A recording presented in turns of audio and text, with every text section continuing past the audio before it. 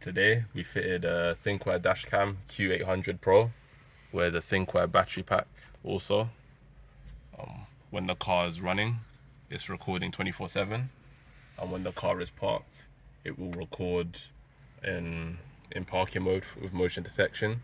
You can see the front camera here, and we also have a rear camera, as you can see. That's the rear camera. Then when we go back to home of the app, you have cam settings, for example, and when you're in record settings, you can see it has motion detection. And we've set the sensitivity to medium for now. And you can also view files that it's recorded in different categories. For example, continuous when you're driving, and motion detection when you're parked. Also parking incident if something happens when the car's parked.